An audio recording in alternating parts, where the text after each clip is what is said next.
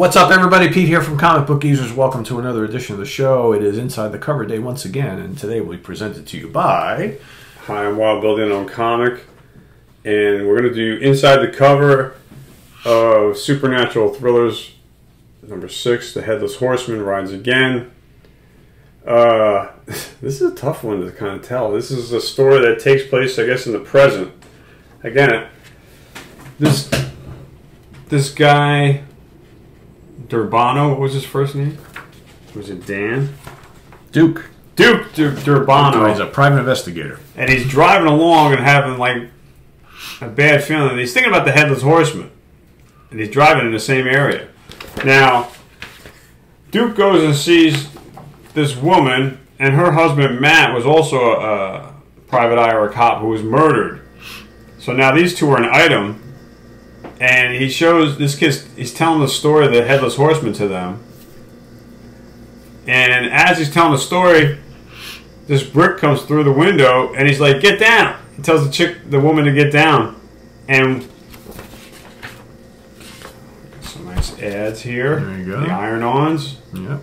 They were popular back then, iron-ons. So he goes and throws the package out the window, and it's a bomb. So someone just tried to kill the wife and him. So he's telling her, "I bet you 10 to 1 it's no Headless Horseman," because he'd been just talking the story with the kids. So he wants to check out what's going on. So he's going to get into it. So he gets in his car and he starts heading for the, he's trying to drive and get on the killer's trail. And meanwhile, the killers are celebrating in the backseat of the car for the hit, and they report to their mob boss that mission accomplished.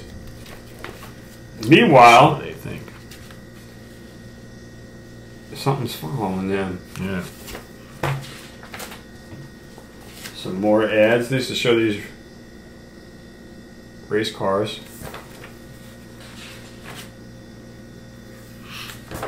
So check it out. The mob boss has his own Headless Horseman suit. I forget Ichabod Crane, who was the guy that pretended to be the Headless Horseman, but this is kind of like a parallel. Yeah. This book is a parallel of like a story in the present, and they parallel everything to the Headless Horseman story of Ichabod Crane. So now this guy is using the Headless Horseman as fear, but they never really quite explain why. But so now, this guy, Duke Durbano, is catching up to these hitmen, and they see this Headless Horseman outside their car.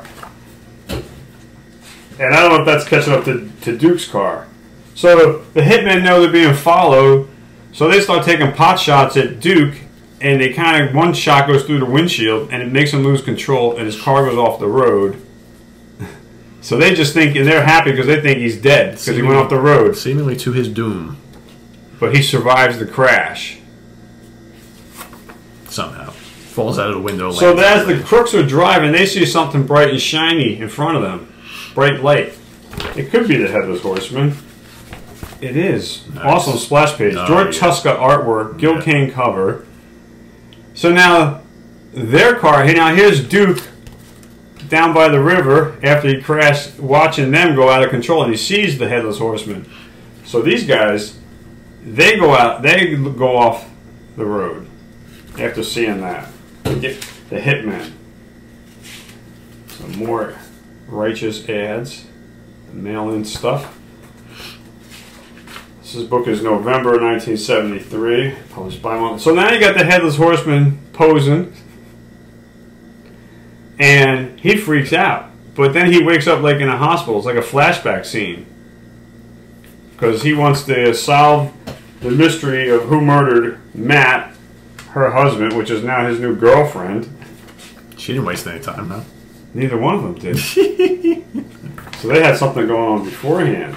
And so Duke goes back and finds, I guess he's searching the mob boss's house and finds his uniform, finds the Headless Horseman suit. You would think the mob boss would have better security than that, right? Yeah, but it was locked in a closet, but the brightness coming from the closet, the bright light is what drew him to open the door. Yep. So there's some kind of phosphoric, phosphorescent. Or, yeah, phosphoric or iridescent colors. So now he sees the Headless Horseman again. Boom, and the Spider-Man medallion. There you go. Never saw one, did you? No, I always wanted one, but yeah. So now Duke pulls out his gun. He's going for his gun. Being chased by the Headless Horseman. It's almost like a parallel as he's going down the same bridge that Ichabod Crane went down. But he loses control as he's taking shots at the Headless Horseman, who I think threw his head at him. Yep. Yeah. Right here, top panel. He throws his skull. Duke goes off the road. Car goes into the river again. Now, how he got this a second car, I don't know. It was pretty quick too, Yeah. right? It's like later that day. So he reports it to the cops, and they show up, and they just think he had a few drinks and lost control because there's no sign of a Headless Horseman. There's no sign of the skull, anything. So they kind of leave you hanging at the end. You know, like it's a parallel of the present and the past. And so it wasn't what I was expecting. I was just expecting a rehash of the original story. Yeah. So they twisted it, but I wasn't expecting it. But I would classify this as a comic where the cover is better than the inside. Some good artwork inside, but Yeah, I mean, it's even as the reader, you're not quite. I mean, the main character doesn't know whether the Headless Horseman exists or whether that was. And I just thought it was weird that the boss plays like the bully that was picking on Ichabod Crane. You know. Yeah. So it was kind of a far-fetched kind of a story. I would have preferred it just be a rehash of the original Washington Irving Headless Horseman story. Yeah, which is great. But, for Halloween spirit, you can't get a better cover than this right here. It's amazing, yeah. It's the only Headless Horseman cover I've ever seen that's out there in comics. I'm sure there's more, but probably doesn't look as good as that. No, that's pretty awesome. Speaking of things looking good, dun, dun, dun. we got Comic Book Geezers issue number 28 looking good. Look at that. Got a disapproval code. Untitled. Here, let's check that out. Untitled. Another Untitled picture. Yes, Untitled. So this to me looks like some kind of serpent creature, right? Am I close to that? Yeah, well, if you saw some of our other videos, remember when I did Snake Man? Yes. I kind of revisited Snake Man without the snake body. Gotcha. And it just kind of, I forgot. I have to give one homage real quick. I got this from my good friend Joey B. Ah, there you go. When he gave me his collection. Had to give props to Joe. All right, continue. Yeah. So nice use of the greens, I think. Thank you. It's almost like avocado color here. It's pretty cool. The yellow and the light. dark There's green. light green and dark green in there. Yeah, which is pretty cool. And then I had a lot of red for the mouth. And threw in a little orange in there. Yeah. So for all of our viewers watching, so since we have this is Untitled, what would you title this particular issue? So what would you give the name of this creature here? I got the yellow jaw.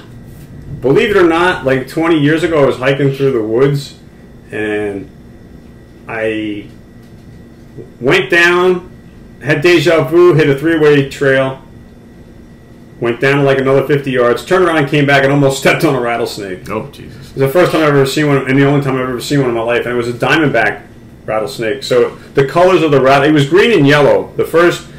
His head and the first 6 or 7 inches of his neck was green on top, and he had a yellow jaw, and he had a yellow belly. If I had drawn the belly, if I had room, I would give him a yellow belly. But he was a diamondback. He had diamonds. There's supposedly timber rattlesnakes in New York State, but this one had diamonds going down his back. It was a diamondback. Yeah, and I came 18 inches from stepping on his tail. He was crossing the trail in front of me. So he would not have been happy about that. No. And I would have been doomed because I was 90 minutes away from my car on foot with no cell phone 20 years ago. So it wouldn't have been good. He had 10 tips to his rattle. He was about 4 feet long, so he had probably been around at least 10 years or so. But green and yellow, that's where the green and yellow inspiration came from. So that's it. So I hope you like this drawing. I'm Wild Bill, as always saying, thanks for being here with Comic Book Geezers. Hope you like this edition of Inside the Cover. And stay tuned for more Halloween books as we celebrate Halloween spirit for the month of October. And Pete will be up next with our next episode. I don't know what he's going to do. You're going to have to come back and find out. That's right. So we've got we got a perfect setting for this. It's thunder and lightning and rain outside. Yeah, so it's like, ooh. So yeah, stay tuned for another episode coming at you real soon. I am Pete for Wild Bill. Take care, everybody. We'll see you. Bye.